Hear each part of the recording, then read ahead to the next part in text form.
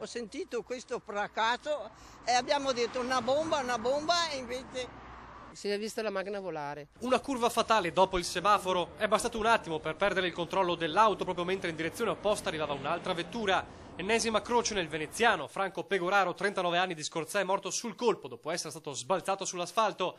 Era da poco passata la mezzanotte. L'uomo, che avrebbe compiuto 40 anni l'11 agosto prossimo, era alla guida della sua Peugeot 307 lungo via Cornarotta a Robegano di Salzano, una strada poco illuminata e considerata molto pericolosa. Corrono parecchi più di qualcuno, magari anche di notte, passa magari anche col rosso, sfrecciano. Qua ultimamente, da quando l'hanno fatta camionabile, anche noi che usciamo, è una scommessa contro la vita. I carabinieri stanno cercando di ricostruire con esattezza la dinamica, ma appare chiaro che qualunque sia stata la causa del suo errore, Pegoraro ha sbandato invadendo la corsia opposta e scontrandosi frontalmente con una Polo, a bordo 4 giovani, 2 ragazze e 2 ragazzi.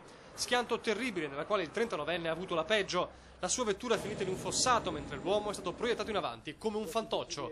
I residenti della zona, svegliati dal botto, sono accorsi subito. Per Pegoraro non c'era già più nulla da fare. Ho sentito i ragazzi che cominciavano a gridare, urlare aiuto, aiuto.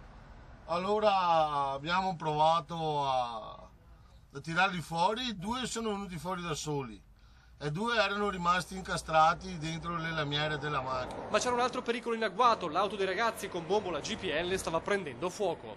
Perciò sono corso a casa, ho preso l'estintore e ho cominciato a pompare la polvere addosso dove vedevo fumo. I vigili del fuoco hanno lavorato per estrarre i giovani incastrati dall'altra vettura piombata contro un guardrail. I sanitari del SUAM li hanno trasportati in ospedale. Fortunatamente non sono in pericolo di vita.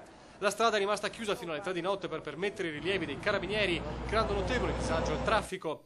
La vittima della tragedia abitava a Scorzè da quasi 10 anni. Nato a Venezia, aveva vissuto a lungo a Mogliano Veneto. La data dei funerali non è ancora stata fissata.